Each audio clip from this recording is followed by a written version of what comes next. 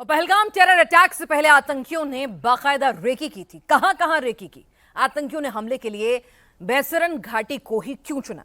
Recce में overground workers समेत किन किन लोगों ने मदद की और आतंकियों को पकड़ने के लिए एनआईए की जांच कहां तक पहुंची है? सर्च ऑपरेशन में अब तक क्या कुछ इनपुट मिले हैं? इन सभी कड़ियों को जोड़ती हमारी ये रिपोर्ट देखिए। पहलगाम में 22 अप्रैल को आतंकियों ने हिंदू टूरिस्टों को अपना टारगेट बनाया था, लेकिन इस बर्बर वारदात को अंजाम देने की तैयारी एक सप्ताह पहले से ही की जा रही थी। 15 अप्रैल से ही आतंकी पहलगाम के जंगलों में घूम रहे थे। आतंकी जंगलों में उन तमाम रास्तों से वाकिफ हो जाना चाहते थे, किन रास्तों से जाना है, वारदात के बाद कहां से भागना है। 15 अप्रैल को मिलिटेंटों का एक ग्रुप जिसमें 4 पाकिस्तानी मिलिटेंट मौजूद थे, वो इन जंगलों में एक हफ्ते से घूम रहे थे और OGW की मदद से इस पूरे इलाके की रैकी की गई है। ये जो तस्वीरें आप देख सकते हैं, ये पहलगाम की तस्वीरें हैं और मेरे दाएं साइड में अगर आप नज़र दौड़ाएंगे तो ये रास्ता जो है आड़ू और बेताब वैली की तरफ जाता है। और जानकारी के मुताबिक मिलिटेंट जो थे वो आड़ू और बेताब वैली में पूरी तरह से 15 अप्रैल को रैकी कर चुके थे और उनका निशाना था बेताब वैली में मौजूद पर्यटकों को निशाना बनाना। लेकिन उन्हें लगा कि इस बेताब वैली में अगर हम हमला करते हैं तो यहाँ सिक्योरिटी फोर्सेस की नज़रों से बच नहीं सकते हैं, इसलिए उन्होंने इस इलाके को छोड़कर बैसरन का रुख किया।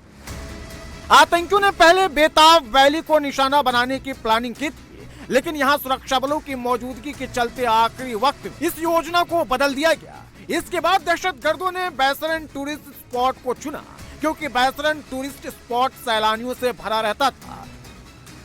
सुरक्षा कर्मियों का यहां तुरंत पहुंचना आसान नहीं था और सबसे बड़ी बात कि आतंकियों को इस इलाके से हमला करके भागना आसान लगा। रेकी कर रहे आतंकियों ने आखिरी वक्त तक ये जानकारी पाकिस्तानी हैंडलर और 2 पाकिस्तानी आतंकियों के अलावा किसी से शेयर नहीं की। प्लानिंग के बाद 20 अप्रैल को पाकिस्तानी आतंकियों ने बैसरन की तरफ चढ़ाई की। 2 दिन के ट्रैकिंग के बाद वो बैसरन के पास जंगलों में पहुंचे। यहाँ वो रेकी करने वाले लोकल आतंकियों से मिले। 2 दिन तक हमले के लिए सही वक्त का इंतजार करते रहे और आखिरकार 22 अप्रैल को हमले को अंजाम दिया।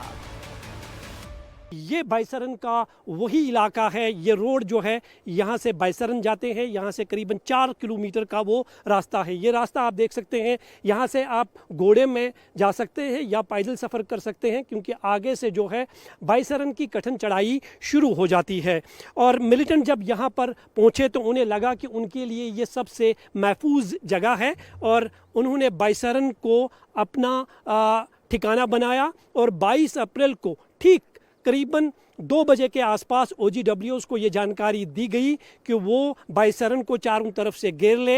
हमला जो है वो करीबन 1 बजे से 2 बजे के बीच होगा और वही टाइमिंग जो है, क्योंकि उस टाइम पे बैसरन का वो पूरा स्पॉट जो था पर्यटकों से खचाखच भरा हुआ था और सिक्योरिटी फोर्सेस के लिए वहाँ तक पहुँचना जो है आसान नहीं था। इसीलिए करीबन 2 बजे के आसपास इस हमले को अंजाम दिया गया।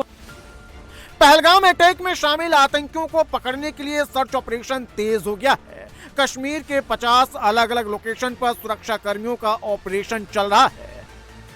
आतंकियों और उनके मददगारों को पकड़ने के लिए एनआईए ने भी अपनी जांच तेज कर दी है। सीनियर अफसरों के साथ एनआईए की टीम पहलगाम के बैसरन घाटी में डेरा डाले हुई है। पहलगाम के अलग अलग इलाकों में जो CCTV लगे हैं उनको चेक किया जा रहा है। एनआईए डेटा रिकवर कर रही है। पूरे इलाके की 3D मैपिंग की जा रही है।